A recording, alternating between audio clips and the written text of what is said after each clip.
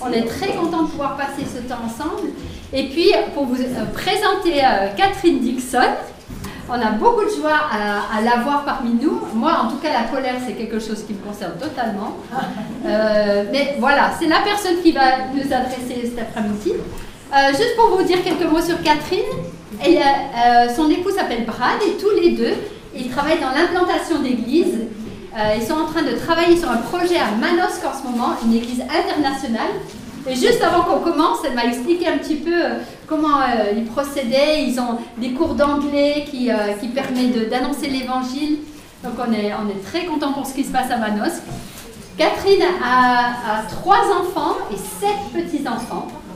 Elle a suivi une formation dans une faculté de théologie au Canada pendant 2 ans. Elle a surtout apprécié les cours de relations d'aide. Elle a une formation de conseillère conjugale et familiale.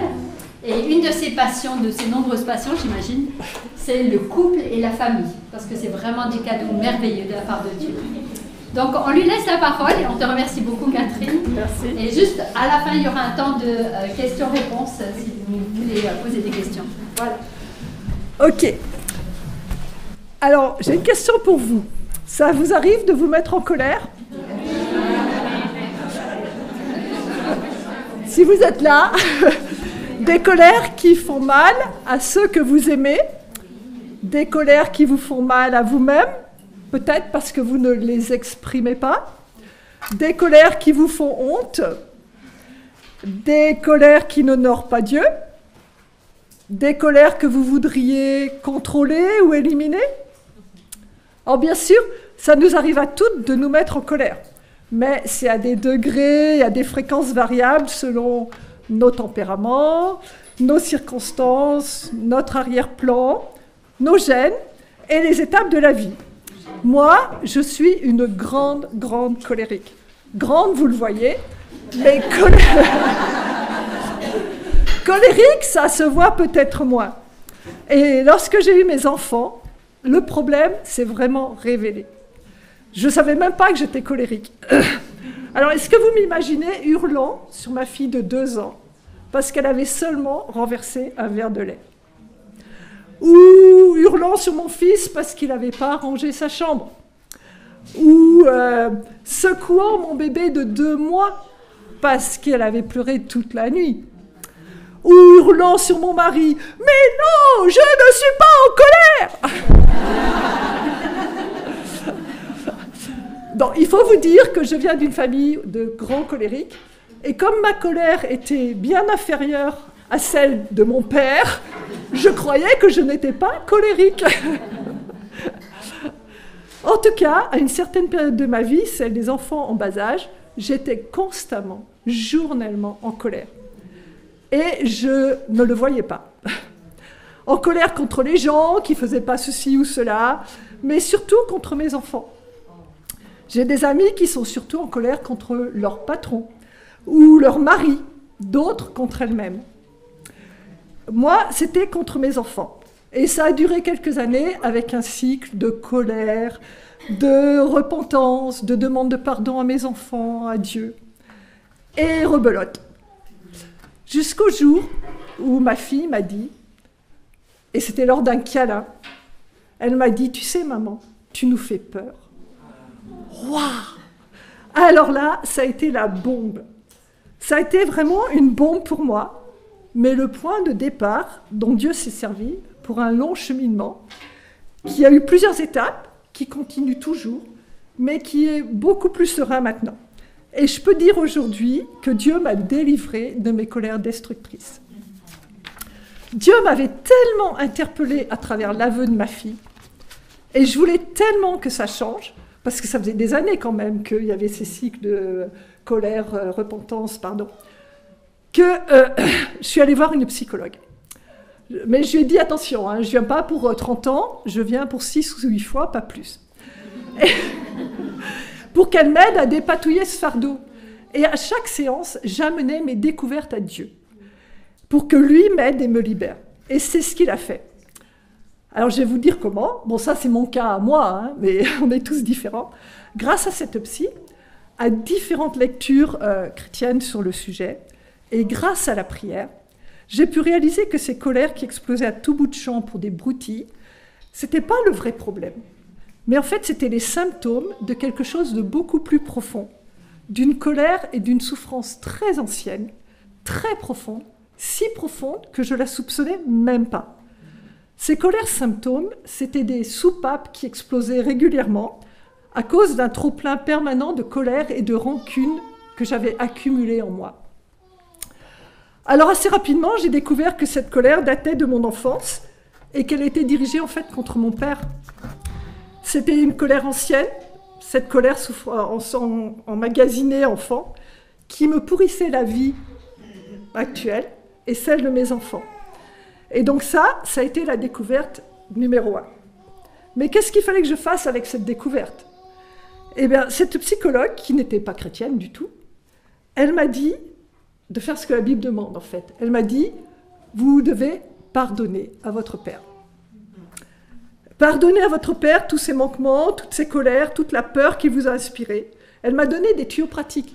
Elle m'a dit, vous prenez une feuille, vous écrivez tout ce que vous avez ressenti à l'époque et ce que vous ressentez encore maintenant.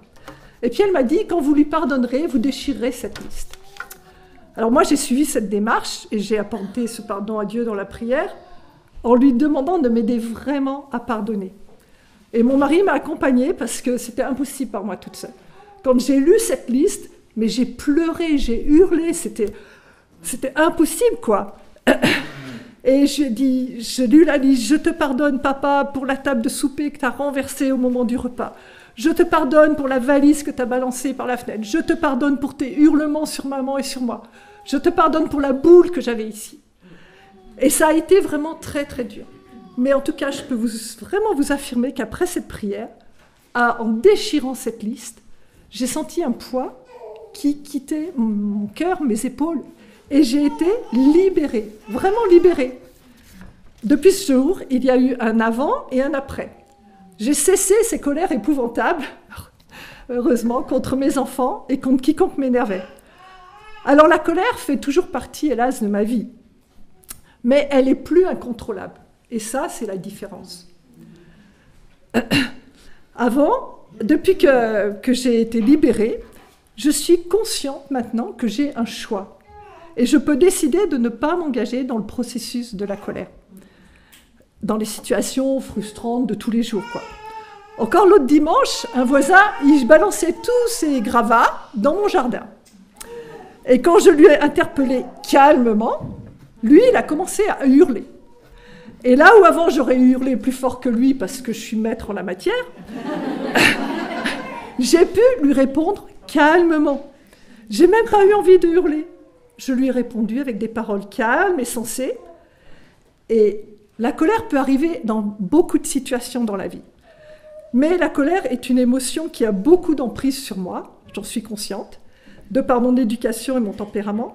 Mais là où je vois, encore une fois, que Dieu m'a libérée de cette colère, c'est que maintenant, je peux maîtriser cette émotion. Avant, j'étais dominée par la colère. Je ne pouvais pas m'arrêter une fois qu'elle commençait. Et j'éclatais pour rien, en fait. Alors que maintenant, grâce à Dieu, par ce travail qu'il a accompli en moi, par la prière, par le pardon, par la réalisation, en fait, des causes profondes de cette colère, je réalise très tôt qu'il y a danger et j'ai la possibilité de choisir. Et je choisis si je la refuse ou si je la laisse éclater. J'ai aussi appris à exprimer ma colère, à dire « je suis en colère parce que ». Et ça, c'est de façon appropriée, c'est important. Et j'arrive à voir les autres avec empathie, au lieu de les voir comme un ennemi ou une entrave sur mon plan de la journée ou de l'instant. Alors, je ne sais pas si on peut vaincre sa colère, mais en tout cas, je sais qu'on peut la gérer à la gloire de Dieu, avec son aide. Et je vous propose maintenant de nous pencher sur l'épître de Éphésiens, chapitre 4, versets 26-27, avec l'ordre de Paul très clair et incontournable sur le sujet. Puis, en seconde partie, on aura un survol de Jacques au chapitre 4, les versets 1 à 10, qui aide à comprendre la colère. Et on va finir par une réflexion sur la mise en œuvre de ces passages. Éphésiens 4, et les versets 26 et 27. Donc on va d'abord examiner l'ordre clair de Éphésiens dans le chapitre 4, versets 26 et 27, dans le contexte qui précède et qui suit. Je lis ces deux versets. « Mettez-vous en colère, mais ne commettez pas de péché, que votre colère s'apaise avant le coucher du soleil. Ne donnez aucune prise au diable. » Alors on a ici un ordre très clair dans le contexte du renouvellement de nos pensées et du remplacement de notre ancienne manière de vivre par l'homme nouveau. Alors certaines traductions commencent par le verset par quand ou par si, bon, peu importe. Ce qui ressort, c'est que la colère existe. D'accord ? Et je voudrais dire d'ailleurs qu'ici, je vais parler de la mauvaise colère, parce qu'il y a des bonnes colères. D'accord ? Quelqu'un qui va vous dire que Jésus n'est pas Dieu, c'est une bonne colère de se lever et dire « oh oh ». Non, je parle des mauvaises colères, on est bien d'accord. Mais Paul nous demande de ne pas pécher dans ces situations. Comme Dieu a demandé à Caïn et à Jonas, « Fais-tu bien de te mettre en colère ?» C'est une question un peu bizarre, hein ?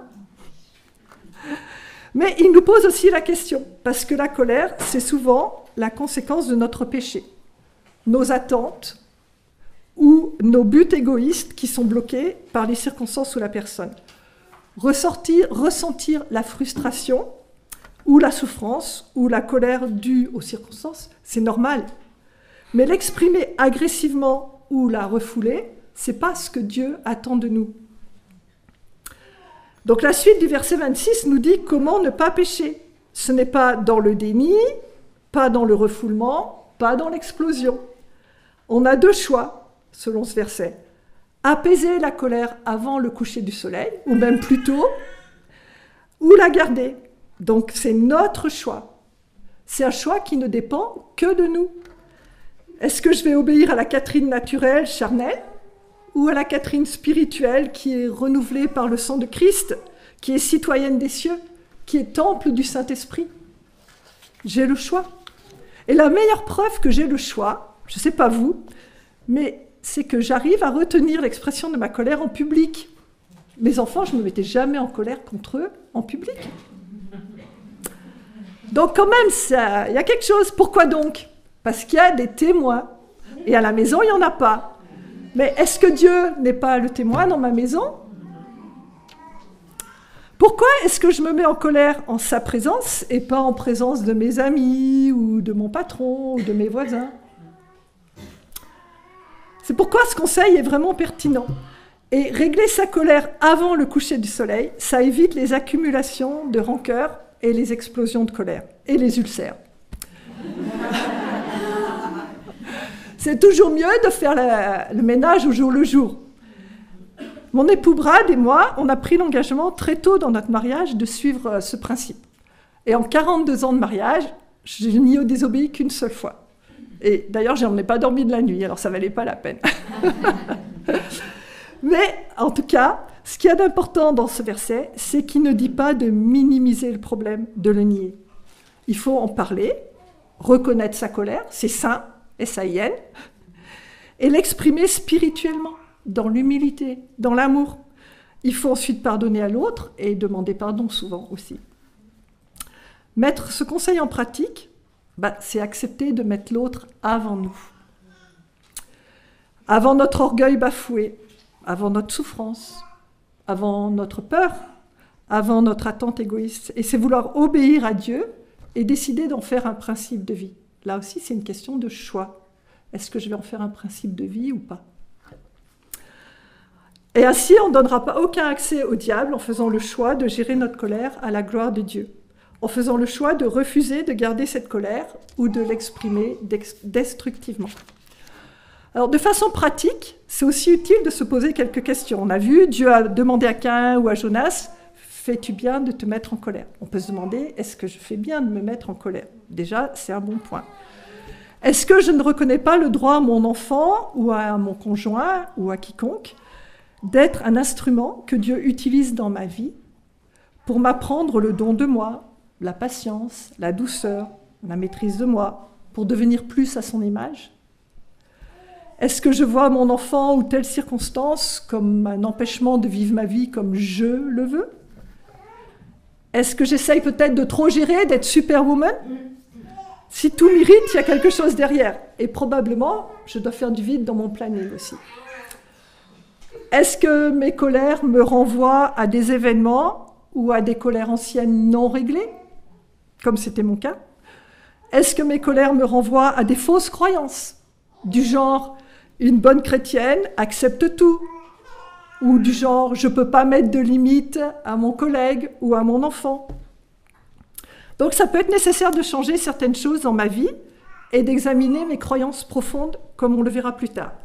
Ne pas donner accès au diable, c'est laisser Dieu renouveler nos esprits, nos émotions, notre cœur. Et comment est-ce possible concrètement, ou plutôt spirituellement? Alors on va voir le contexte des versets, dans les versets 20 et 24 qui précèdent. Le verset 20 du chapitre 4.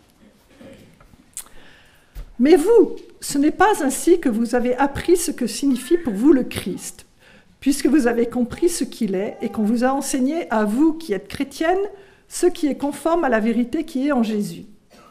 Cela consiste à vous débarrasser de votre ancienne manière de vivre, celle de la femme que vous étiez autrefois et que les désirs trompeurs mènent à la ruine, à être renouvelé par le changement de ce qui oriente votre pensée, et à vous revêtir de la femme nouvelle créée conformément à la pensée de Dieu, pour mener la vie juste et sainte que produit la vérité. » Et donc tout de suite après ce passage, il va donner des exemples: ne plus voler, travailler et surtout ne pas se mettre en colère.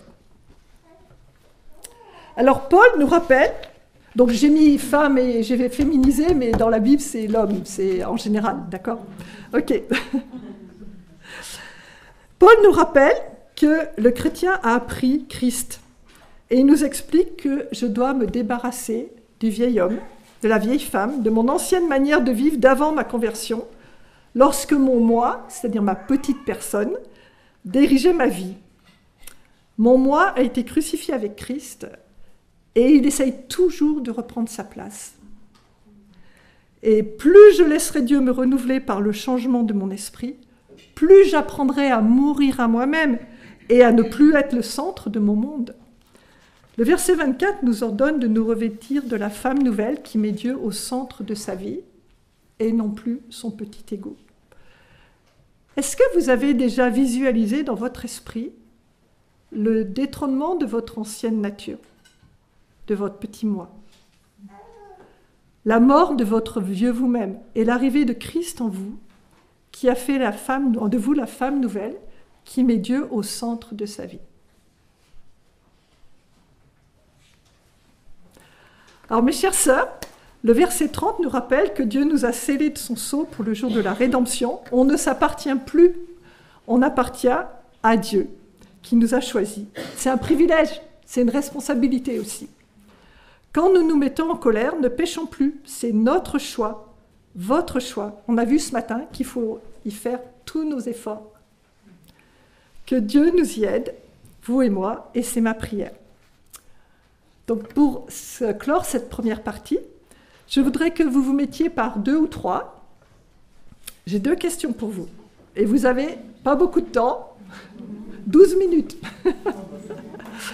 Est-ce que c'est facile pour vous ou difficile de ne pas se coucher sur votre colère? Pourquoi oui, pourquoi non? Je répète, est-ce que c'est facile ou difficile pour vous de ne pas se coucher sur votre colère? Pourquoi c'est difficile ou pourquoi c'est facile? Et, deuxième question, en quoi est-ce qu'une colère prolongée donne accès au diable? Bonne discussion?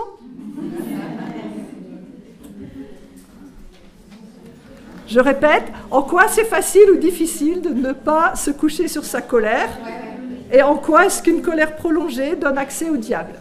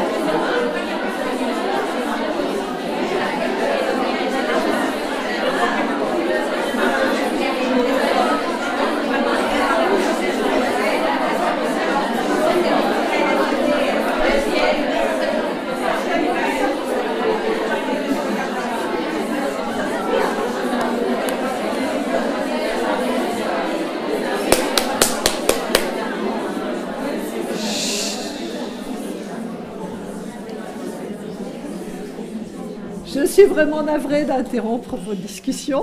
Vous pourrez les reprendre à la pause tout à l'heure. Ok. On va prier et reprendre cette deuxième partie. Seigneur, merci parce que dans ta parole, tu t'adresses à ce problème qui ronge l'humanité depuis la nuit des temps et qui nous ronge nous. Et Seigneur, je prie que nous puissions apprendre à obéir à cet ordre clair et simple, Seigneur. Et que tu puisses nous apprendre aussi à poser les bonnes questions et à trouver les bonnes réponses auprès de toi. Au nom de Jésus, je te remets chacun de nos cœurs. Amen.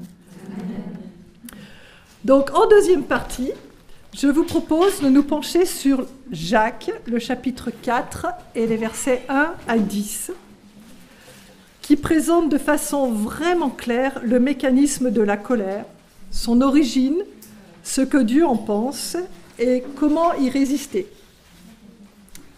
Donc je lis dans la version Le Semeur. D'où proviennent les conflits et les querelles entre vous? N'est-ce pas des désirs égoïstes qui combattent sans cesse en vous? Vous convoitez beaucoup de choses, mais vos désirs restent insatisfaits. Vous êtes meurtriers, vous vous consumez en jalousie et vous ne pouvez rien obtenir. Vous bataillez et vous vous disputez. Vous n'avez pas ce que vous désirez parce que vous ne demandez pas à Dieu. Ou bien, quand vous demandez, vous ne recevez pas, car vous demandez avec de mauvais motifs. Vous voulez que l'objet de vos demandes serve à votre propre plaisir. Peuple adultère que vous êtes, ne savez-vous pas qu'aimer le monde, c'est haïr Dieu? Si donc quelqu'un veut être l'ami du monde, il se fait l'ennemi de Dieu. Prenez-vous pour des paroles en l'air ce que déclare l'Écriture? Dieu ne tolère aucun rival de l'Esprit qu'il a fait habiter en nous. Mais bien plus grande est la grâce qu'il nous accorde. Voici donc ce que déclare l'Écriture. Dieu s'oppose aux orgueilleux, mais il accorde sa grâce aux humbles. Soumettez-vous donc à Dieu, résistez au diable, et il fuira loin de vous. Approchez-vous de Dieu, et il s'approchera de vous. Nettoyez vos mains pécheurs, et purifiez vos cœurs, vous qui avez le cœur partagé. Prenez conscience de votre misère, et soyez dans le deuil. Pleurez, que votre rire se change en pleurs, et votre gaieté en tristesse. Abaissez-vous devant le Seigneur, et il vous relèvera. Tout d'abord, les versets 1 à 3 expliquent l'origine des conflits et de la colère. Les conflits et la colère, ils viennent de mes désirs égoïstes, de mes passions, qui cherchent à tout prix mon propre plaisir, mon bien-être, et qui s'insurgent quand je n'ai pas ce que je veux. Ces versets révèlent quelque chose de fondamental. Tout tourne autour de moi. Je vis pour que mon règne vienne et que ma volonté soit faite. Et malheur à qui s'y oppose. Ça, c'est une phrase clé. Depuis que je l'ai lue, elle est incrustée là, de David Powlison. La circonstance où mon mari, mon enfant, ma collègue s'opposent à mon projet. Je veux être à l'heure ou je veux être tranquille. Je veux être respectée ou reconnue pour mon travail, ou avoir une maison propre, ou du temps pour moi. Et si mes motifs me font écraser les autres, mes motifs sont mauvais, égoïstes, centrés sur moi en fait. Mais le verset 5 nous rappelle que Dieu ne tolère aucun rival de l'esprit qui habite en nous. Or, à côté de l'esprit, eh bien mon moi, ma petite personne, fait régulièrement ressurgir sa tête.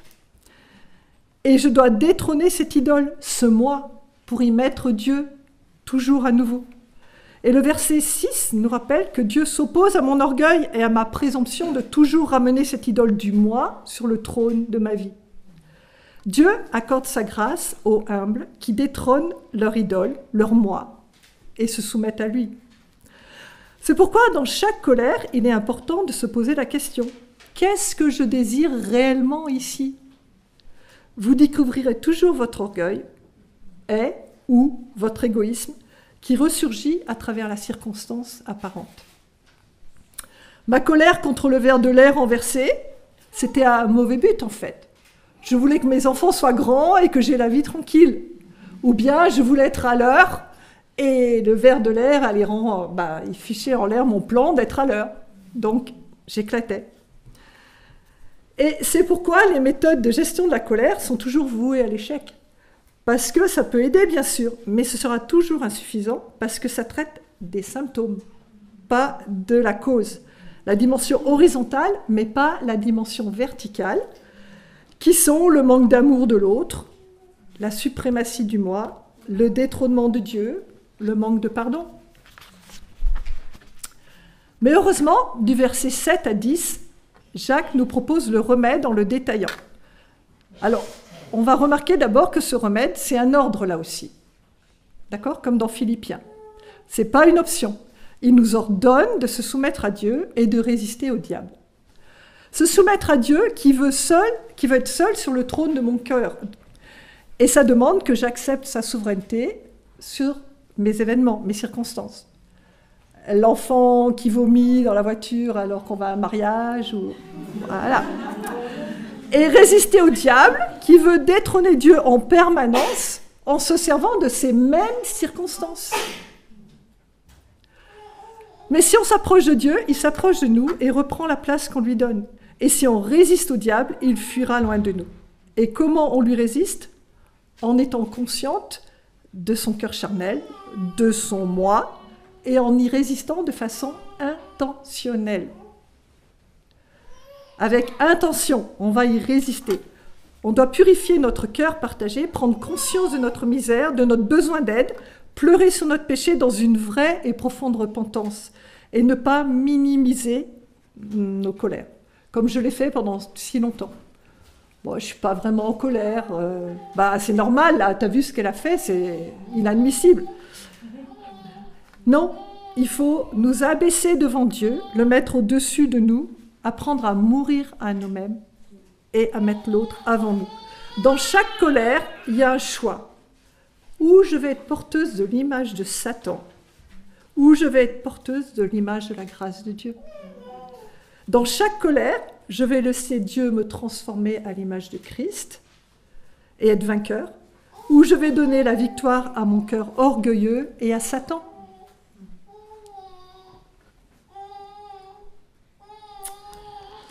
Donc on va attaquer maintenant la troisième partie, réfléchir à la mise en œuvre de ces deux passages fondamentaux. Alors pour cela, je vais résumer le chapitre 13 du livre de David Powlison, qui est en vente à la librairie là-bas.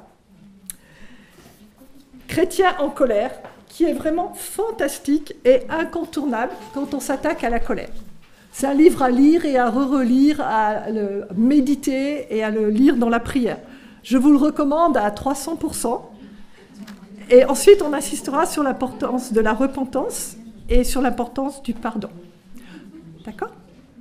Alors, je vais résumer notamment ces questions. Vous avez tout un petit papier comme ça. J'avais demandé à Rachel de l'imprimer. Je pensais avoir des feuilles.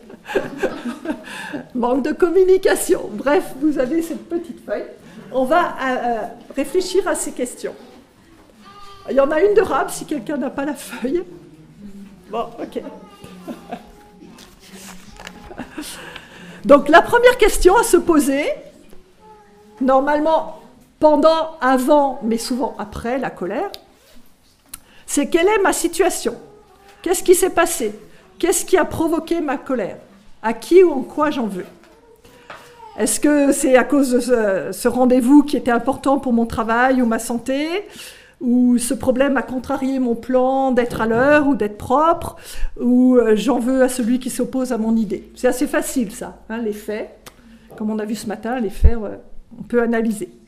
La deuxième question, c'est comment je réagis ? Que se passe-t-il dans mes pensées ? Ah, zut ! Ou pire, est-ce que j'échafaude ma vengeance ? Je me rappelle toutes les fois antérieures.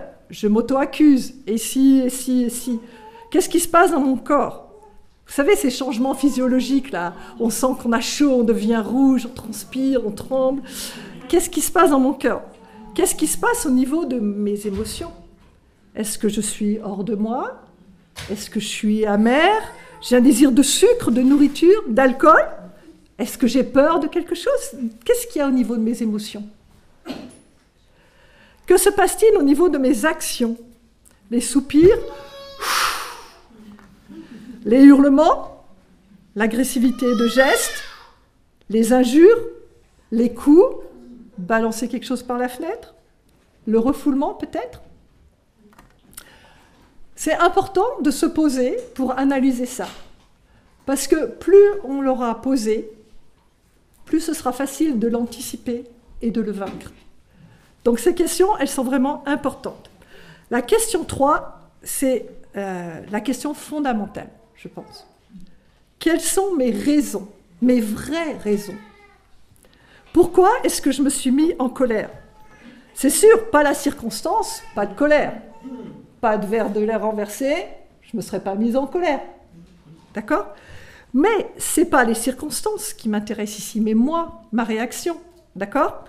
Donc on ne va pas dire oui, il a fait ça ou elle a dit ça. Non, c'est moi qui m'intéresse ici. Parce que nous nous mettons en colère pour des raisons en lien avec qui nous sommes, avec nos motivations profondes, avec nos attentes profondes. Donc, qu'est-ce qui me contrôle au fin fond de moi-même? Qu'est-ce que je désire à cet instant? Je désire avoir raison? Je désire être reconnu? J'ai passé 1 heure à faire ce repas et on me dit qu'il est dégoûtant, il laisse tout dans leur assiette. Est-ce que je désire être tranquille? De quoi est-ce que j'ai besoin de façon si impérieuse? Il me faut le respect, il me faut l'amour, il me faut le calme, il me faut du temps pour moi. Qu'est-ce que je redoute le plus? Est-ce que je redoute de perdre la face? De perdre du temps? Est-ce que je redoute la critique? Qu'est-ce que je redoute? Qu'est-ce que j'aime le plus en ce moment? Est-ce que c'est ma réputation? Mon confort? Mon droit à être tranquille? Mon planning? Toutes les réponses montrent que notre colère naît de désirs et de croyances qui en fait nous dominent et nous définissent.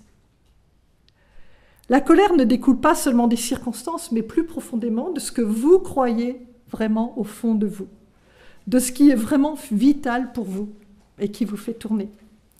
La situation va révéler qui je suis vraiment. La vraie cause, elle est intérieure, c'est mon cœur, elle n'est pas extérieure. Ma colère renseigne sur ce qui est le centre de mon univers, ce qui est le centre de mon cœur. Et donc, je dois le mettre à jour. Et ces questions, elles vont vous y aider. La circonstance, peut-être l'embouteillage, l'oubli de mon mari, la désobéissance de mon fils, ça m'a mis en colère parce que je désire quoi vraiment? Ces motivations profondes, elles sont dans chaque nature humaine. Si je veux les rênes de ma vie, tout contrôler, c'est l'orgueil. Je veux être Dieu et que l'univers soit à mon service. Si j'ai besoin de l'approbation des gens, c'est la crainte des gens. Je remplace l'opinion de Dieu par l'opinion des gens. Si j'ai envie d'argent, ma sécurité ou mon identité ne dépendent pas de Dieu, mais de mon argent. Si je veux 1 heure de calme pour lire ou regarder une série, mon égoïsme me fait passer moi avant l'autre. Quand je suis en colère, mon vrai besoin, c'est de réaliser ces fausses croyances et la foi que j'ai placée en autre chose que Dieu pour atteindre mon objectif. Et après, j'aurai besoin du pardon de Dieu, dans un deuxième temps. La colère, c'est une occasion de mieux connaître mon cœur, de mettre à jour mes idoles et de transformer ce pourquoi ou pour qui je vis vraiment. En fait, c'est des occasions de croissance, la colère. Vous pouvez ou être dominé par votre colère, ou vous allez laisser Dieu vous transformer et vous faire grandir. Et donc, vous allez probablement discerner un schéma de situation qui vous pointeront en fait à ce qui vous contrôle, à ce qui contrôle vraiment votre cœur, votre idole qui a plus d'importance que Dieu. La question 4, c'est quelles sont les conséquences de ma colère? Parce que, évidemment, on récolte ce qu'on aime, ce qu'on sème. La tension, le stress, la culpabilité, l'isolement relationnel, la crainte de mes filles. Donc ces 4 questions nous permettent d'affronter nos motivations profondes. Je vis pour que ma volonté soit faite. Mais Dieu veut nous aider, nous transformer. Et comment me laisser transformer? D'abord avec la question 5. Qu'est-ce qui est vrai? Que dit la Bible? La vérité, c'est que je ne suis pas seule. Dieu veille sur moi. La vérité, c'est que Dieu me dirige, me restaure, me conduit, qu'il redresse ce qui est mal barré en moi. La vérité, c'est que Dieu veut me transformer et qu'il me demande aussi des efforts. La vérité, c'est que je suis avec Dieu et que je ne crains rien. Je peux être vainqueur. La vérité, c'est que Dieu est ici avec moi et que mon bonheur est ancré en lui et pas en moi, ni en mes circonstances. La vérité, c'est que les frustrations s'intègrent dans le dessein de Dieu pour me transformer. Et ça, c'est quelque chose qu'on a du mal à accepter. Ce qui est vrai, c'est que tout appartient à Dieu, y compris l'embouteillage, l'enfant malade, le verre de lait renversé, le mari insensible, le voisin qui balance ses cailloux dans mon jardin. Il veut nous parler à travers cette circonstance et à travers ma manière de réagir. Là, c'était un bon marqueur de croissance. Quand j'ai résisté à crier sur le voisin, je me suis dit, ah ouais, c'est vrai, il y a du progrès. Ce qui est vrai, c'est que je dois et je veux aimer Dieu de tout mon cœur et mon prochain comme moi-même. Alors, est-ce que je vais me soucier de moi ou de Dieu et de mon prochain? Apprendre l'amour en toutes circonstances? Pas étonnant que la sanctification demande toute une vie, hein. J'ai besoin de la grâce continuelle et de la patience de Dieu en permanence. Ma colère révèle certes mon besoin de patience et d'amour du prochain, mais aussi et surtout mon besoin de la grâce de Dieu, toujours et encore. Et après chaque colère, quand on se sent vraiment minable, qu'on a encore foiré, qu'on vaut rien du tout, qu'on n'y arrivera jamais, la vérité, c'est que Dieu est là. Il nous pardonne et il nous relève et on peut refaire face au jour d'après. Quand je prends conscience de qui je suis, à quel point j'ai besoin d'aide, Dieu est là pour me sauver de moi-même. Et quand on confesse nos péchés, vous connaissez la suite, il est fidèle et juste pour nous les pardonner. Toutes ces vérités bibliques, elles participent à la transformation de la nouvelle créature que je suis, que vous êtes. Puis la question 6 nous rappelle comment obtenir l'aide de Dieu. L'analyse et la vérité sont des bases importantes, mais après on doit agir. Encore une fois, on doit faire des efforts.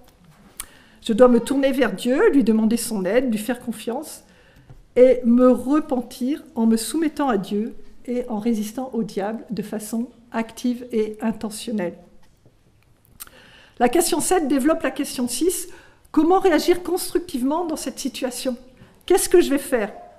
Alors, c'est vrai que la foi, l'obéissance, la repentance amènent des changements concrets dans le comportement, dans les émotions, dans les pensées.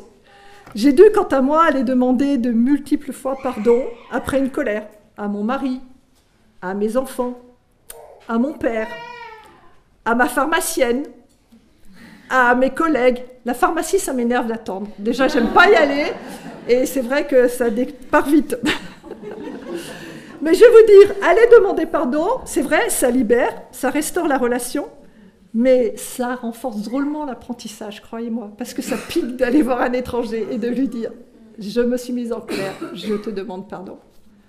Ça aide à plus le faire. Et donc maintenant, avant la question 8, je vais prendre quelques minutes pour insister sur l'importance de la repentance. Je ne parle pas de la repentance vite fait et bon marché. Pardon Seigneur pour ma colère, encore une fois, tu vois, j'ai cédé. Non, je parle de la repentance qui réalise que j'ai non seulement fait mal à un être proche, mais que j'ai désobéi et déshonoré Dieu mon Père, mon Sauveur, mon Roi.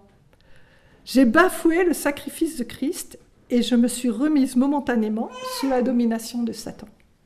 Je suis retournée, j'allais dire dans mon vomi, dans le royaume des ténèbres dont Dieu m'avait racheté.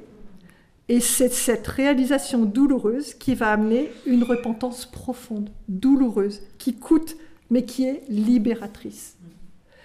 Vraiment pleurer sur mon péché, comme Jacques le dit. Heureusement, on a toujours un Jean 1,9 qui nous assure de la bonté et du pardon de Dieu. Si nous confessons nos péchés, il est fidèle et juste pour nous les pardonner. Notre responsabilité, c'est confesser notre souveraineté et se soumettre à nouveau à sa souveraineté, à lui, recevoir son pardon et sa grâce. Là où le péché abonde, sa grâce surabonde. Ensuite, Pour éviter la colère ou s'en débarrasser, il nous faut aussi apprendre à pardonner. Et là, je veux parler d'abord des colères au jour le jour, qui impliquent que je pardonne à l'autre, si je veux sortir de la colère et de ne pas sombrer dans l'amertume ou la dépression. D'accord ? Pardonner à son mari, pardonner à sa collègue, au jour le jour. Il y a quelques années, on a rencontré un couple de chrétiens engagés, mariés depuis 30 ans. Quand on a fait l'enseignement sur le pardon, ils sont tombés des nues. Ils ne s'étaient jamais demandé pardon en 30 ans de vie commune. Mais c'est véridique, on les a rencontrés. Or, ne pas accumuler pour que la cocotte n'explose pas, c'est vital. Et il y en a dans une journée des situations où on doit pardonner à notre conjoint, nos enfants, nos parents, nos amis, nos voisins. Dieu nous donne la solution dans Éphésiens 4:26, on l'a vu. Pardonner avant la fin de la journée. Est-ce que vous avez appris à pardonner au jour le jour ? Est-ce que vous voulez sérieusement appliquer cet ordre ? C'est l'occasion peut-être aujourd'hui de le faire, de prendre cet engagement. Je veux aussi parler d'un pardon plus complexe et moins évident, parce que pardonner à son mari qui a oublié notre anniversaire de mariage, on peut peut-être le faire. C'est nécessaire et on peut le faire.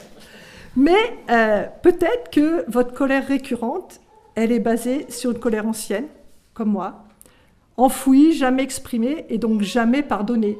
Parce qu'à l'époque, on ne le savait pas, ou parce qu'on a fait le choix de ne pas le faire, ou parce qu'on ne pouvait pas sur le moment. Et donc, vous vous rappelez ces colères sur mes enfants à tout bout de champ et contre toute frustration ? En fait, ça remontait donc à cette colère ancienne, jamais exprimée. Parce que comment un enfant peut exprimer à un gars de 110 kilos et 2 mètres qui est non, ça ne va pas ce qu'il dit. C'est pas possible. Mais du coup, j'avais jamais appliqué Éphésiens 4, 26, 27. Et toute cette colère s'était accumulée. Mais elle était là et elle ressortait périodiquement. Donc, il y a aussi des colères qu'on a accumulées dans l'enfance, parce qu'aucun parent n'a été parfait. Et en plus, on a tous une idée du parent parfait, que nos parents n'auraient pas dû faire ci, pas dû dire ça. Non, ok ? Donc, en fait, beaucoup de gens ont à pardonner à leurs parents. Moi, comme je n'avais pas évacué par le pardon, toute cette colère avait pris possession de moi et elle me contrôlait. Elle me contrôlait. Je ne pouvais rien, là. Vous savez, une cocotte minute, vous essayez de remettre le petit bouchon. Ce n'est pas possible une fois que c'est sorti. Et donc, ça ressortait à tout bout de champ. Et la libération ne pouvait venir que du pardon accordé à mon père. Et ça a été efficace, comme je vous l'ai dit. Donc, mes sœurs, si vous êtes esclaves d'une colère ancienne jamais évacuée par le pardon, peut-être que vous ne pouvez pas faire l'économie de passer par le pardon à votre mère ou votre père. À quelqu'un, peut-être c'est un membre de votre famille, mais peut-être c'est un prof, quelqu'un à l'école qui vous a humilié, maltraité, abusé ou pire, peut-être même.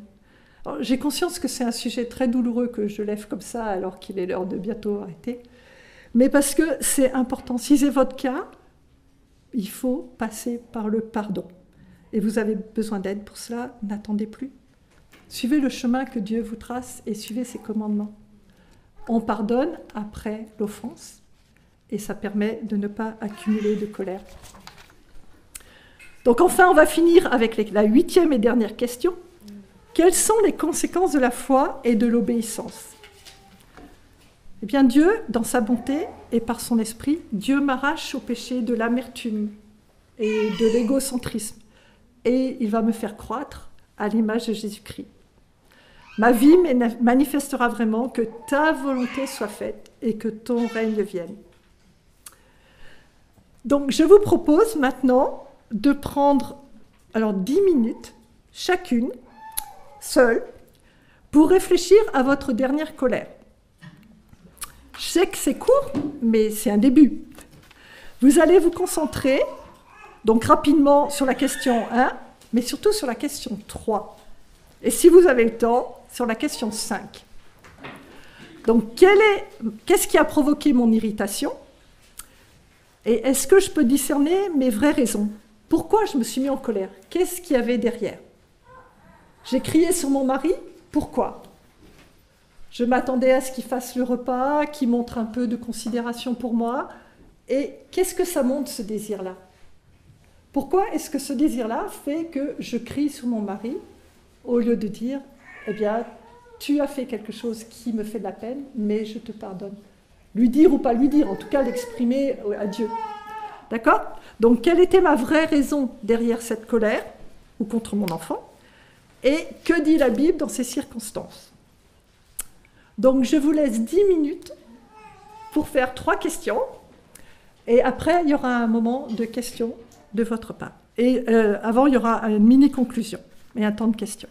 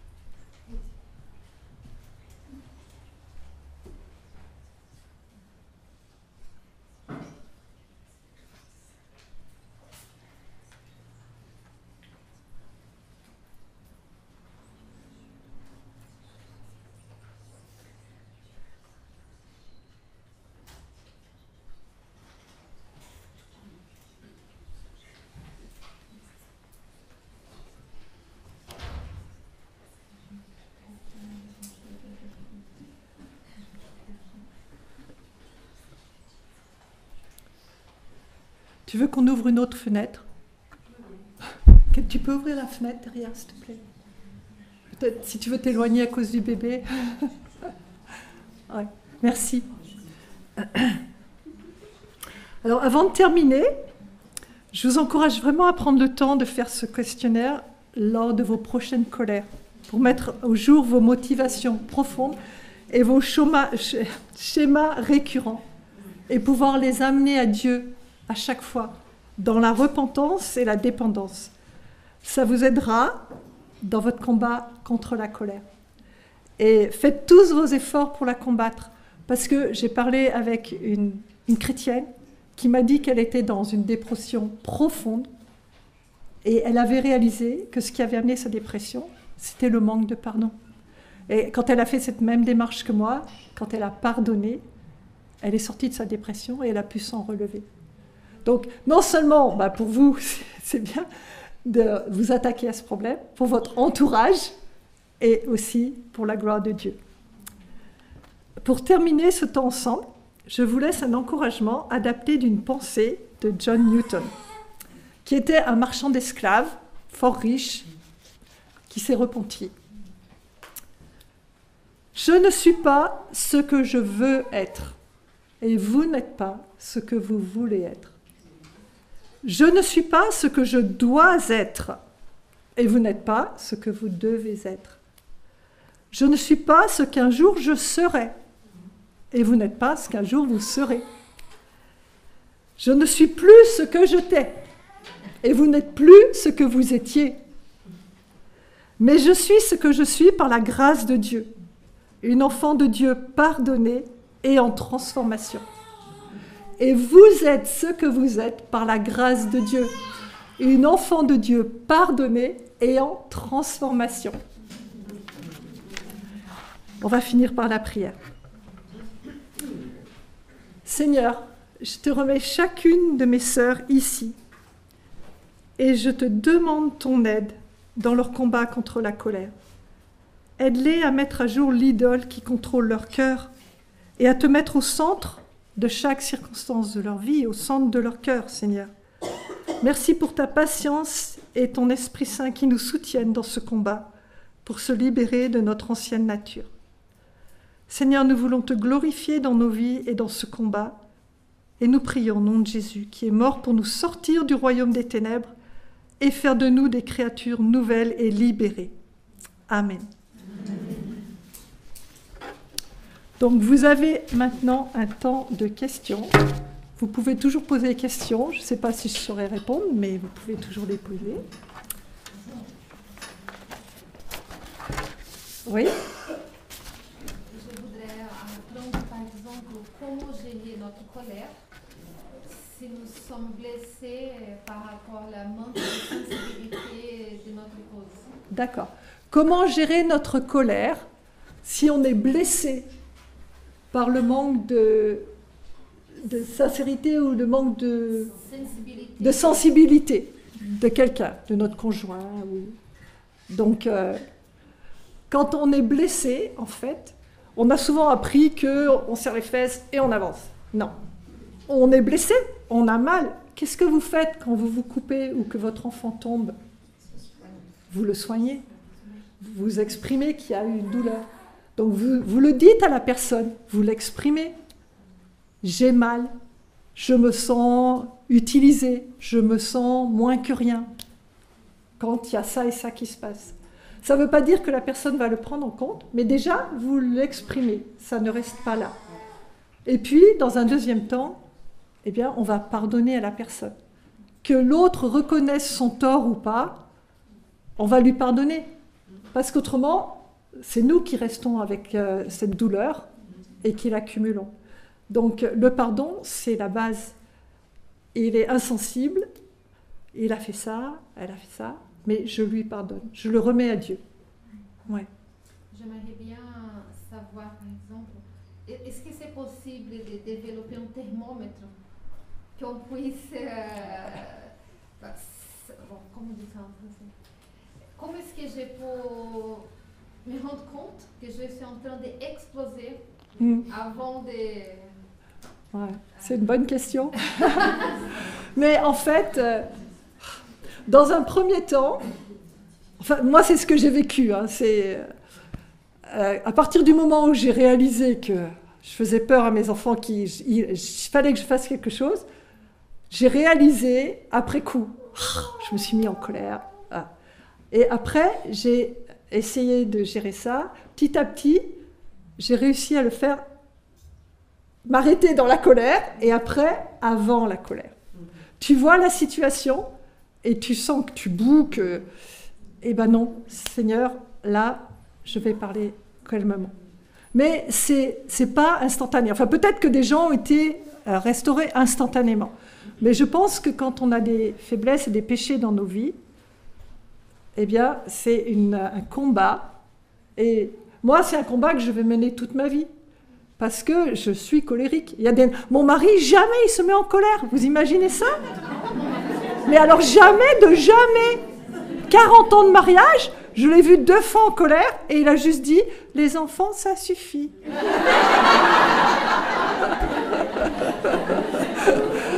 Donc... Et c'est pas qu'il la refoule, c'est juste qu'il a un tempérament anglo-saxon, plate, flegmatique, et une éducation dans ce sens aussi. Donc je pense que moi, je sais que c'est un combat, c'est dans ma nature, c'est un combat que j'aurais à mener toute ma vie. Mais maintenant, je peux être vainqueur. Je suis plus contrôlée par ça. Et ça, je pense que c'est dans ces choix, parce qu'en fait, des fois, je choisis de retomber dans la colère, mais c'est un choix. Mais c'est petit à petit. Tu sais, les muscles, plus on les travaille, et plus ils deviennent forts.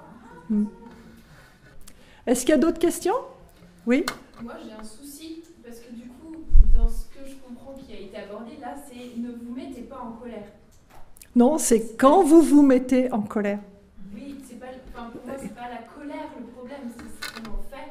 Oui. Et si je peux proposer et peut-être plus affiner l'exercice, est-ce que c'est pas plus juste de dire réfléchissez la dernière fois que vous êtes mis... comment je peux dire la dernière fois que votre colère vous avez fait pécher, pour moi, c'est pas la même chose que de dire réfléchissez à la dernière fois que vous êtes mis en colère. C'est quoi? Oui, non, mais je suis partie du principe que ici on parlait de la mauvaise colère, des colères qui sont centrées sur nous, pas des bonnes colères. Oui, oui, oui. Ouais, oui.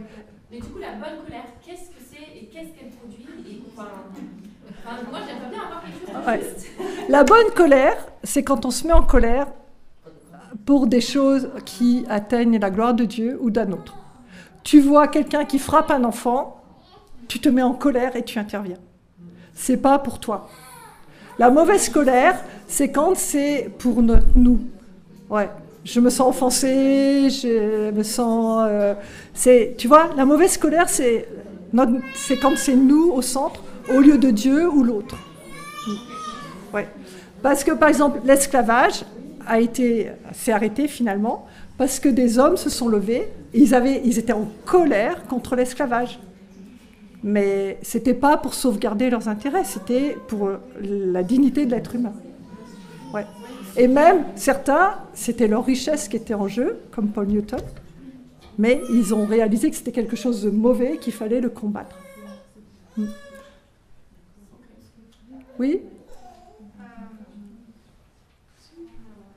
Quand on réalise qu'on s'est mis en colère suite au fait d'avoir été blessé par une situation ou par la réaction d'une personne, est-ce que le fait de réaliser qu'on a été blessé, est-ce que c'est forcément de l'orgueil tourné vers soi, ou est-ce qu'on peut justement être en colère de réaliser combien le péché est dévastateur dans les relations?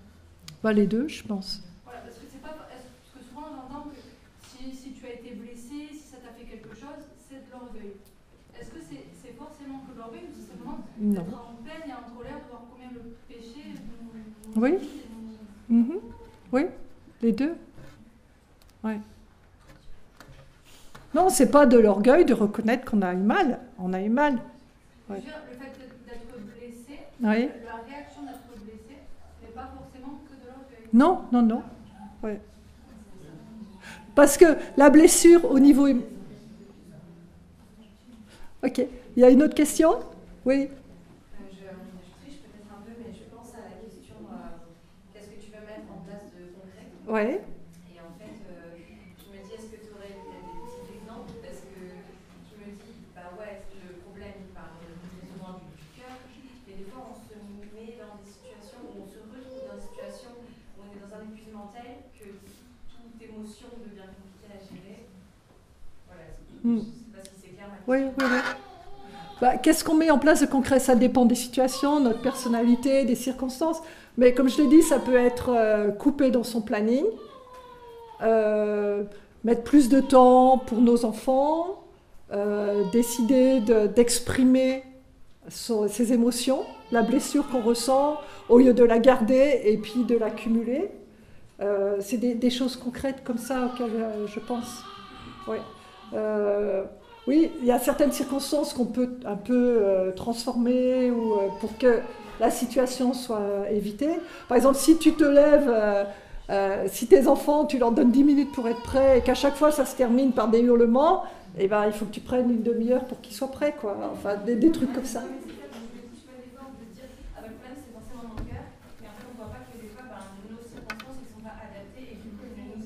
Ouais. Donc oui, c'est pour ça, réfléchir, voir le schéma, dans quelles circonstances on se met en colère. Déjà, tu verras. Donc là, bah, tu verras, c'est tous les matins à 8h20, il y a quelque chose là, tu vois. Bon, ouais. Est-ce qu'il y a encore une question et après on va arrêter? Oui. En fait, comme vous avez parlé, je sens que ma colère aussi, ça vient de ma mère. Et je sais aujourd'hui que j'ai fait déjà des dégâts dans la vie de mon fils avec ma colère et ma dépression. Ouais. Est-ce qu'il y a une possibilité que j'ai déjà lui demandé pardon, il a 10 ans, mais est-ce que je peux faire quelque chose pour soulager et pour qu'il ne grandisse pas avec les mêmes douleurs que j'ai par rapport à la colère contre ma mère? Est-ce que tu as pardonné à ta mère? Non, j'ai noté aujourd'hui. Ouais.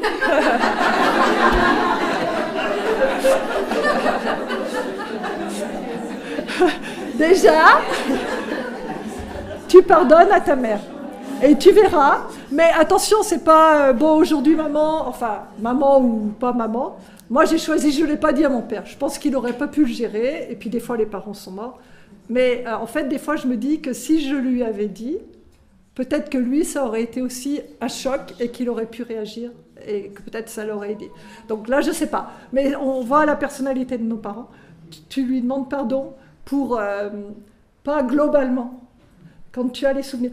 Moi, quand j'ai fait cette liste, j'ai commencé, bon, les trucs des balancés par les fenêtres, ça, c'était facile, hein, tac, tac, tac. Et après, mais tout ça, c'était accompagné dans la prière.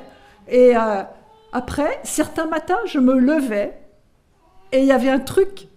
Ah, je me souviens de tel épisode que j'avais complètement oublié. Mais parce que je m'étais remis là et parce que Dieu voulait faire le grand ménage, ça ressortait. Et je pouvais écrire sur ma liste, ah oui, il y a eu ça, il y a eu ça. Et ça a été pendant 2-3 semaines encore, tu vois. Puis à un moment donné, je me suis dit, bon, là, c'était le principal, et là, je suis prête pour demander pardon. Parce que plusieurs fois, au début, j'ai demandé, bon, allez, je pardonne à mon père, il a fait ce qu'il a pu, le pauvre, mais ça ne changeait rien. C'est vraiment, c'est laver, désinfecter chaque plaie. La table, le bouquet, chaque plaie doit être désinfectée et sortie. Enfin, ça, c'était mon expérience. Oui. Je voudrais rebondir par rapport à ça, par rapport au fait d'avoir l'impression qu'on fait partie d'un famille des colériques, de cet effet de génération en génération. On a subi des colères, on est coléreux et on fait les enfants coléreux. Et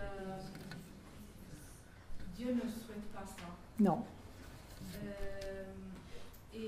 Si on se plonge dans la connaissance de notre Dieu, de quel principe il a par rapport à ça, ce que j'ai retenu moi, mais peut-être que vous me confirmez si vous êtes ici dans la salle, que vous vous êtes posé ce type de questions. Je me rappelle du verset de l'Exode où le Seigneur nous dit qu'il garde son amour jusqu'à 1000 générations et qu'il pardonne la faute, la révolte et le péché, mais il ne traite pas le coupable en innocent. Ouais.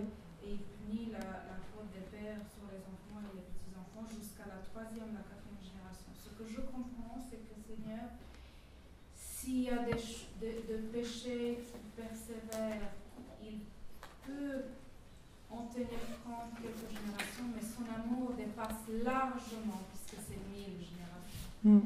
Et que Seigneur, il souhaite que ce cercle vicieux soit rompu à un moment donné. Et si nous sommes partie de ceux dans mon chantier de sanctification, par sa grâce et par la venue de notre Seigneur Jésus sur la croix, c'est que forcément on sera victorieux puisqu'on a affaire avec un Dieu plein de bonté. Ouais.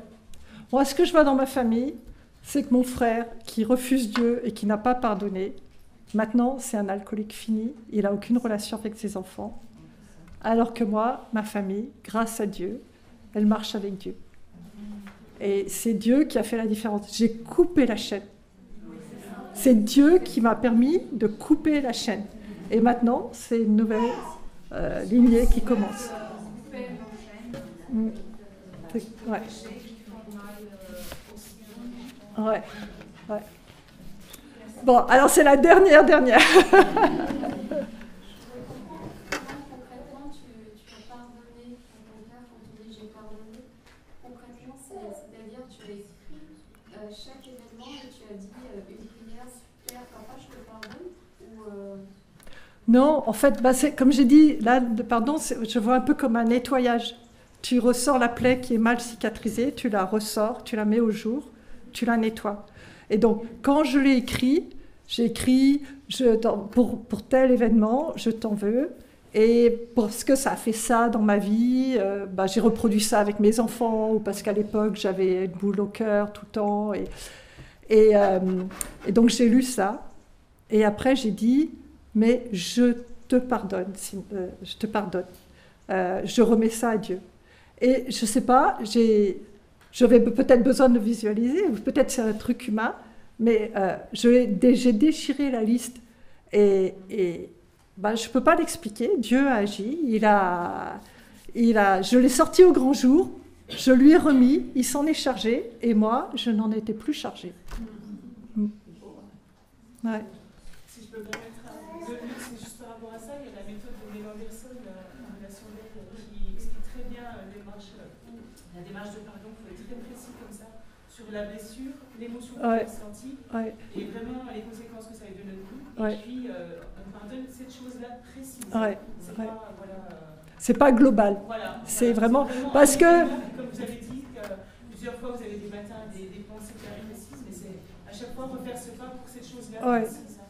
Et quelle émotion ça a fait, qu'est-ce que ça a eu comme conséquence dans votre développement C'est pas une autre question, c'est pour rebondir. Il y a de plus en plus des études dans les neurosciences qui expliquent ces choses-là, que le manque de pardon, la rancune, toute cette alchimie, parce qu'on en produit des émotions sur des émotions, les sueurs, le cœur qui bat, on devient tout rouge, tout ça, reproduit et reproduit toute une vie, et inversement, la paix qu'on a dans le pardon, ça change, on a des médiateurs dans le cerveau qui changent le bain des comportements, c'est ce qu'on appelle aujourd'hui les thérapies comportementales. C'est démontré que chimiquement les choses changent pour nous et c'est un cercle vertueux qui se produit par la suite, qui nous aide, parce que le Seigneur nous a créé... c'est ça, on a le mode d'emploi du Créateur, donc ça, même si on ne peut pas l'expliquer avec les neurosciences, on le sait. Les neurosciences qui commencent à donc c'est bien. Bon, et ben que Dieu vous aide dans votre combat et bonne fin d'après-midi.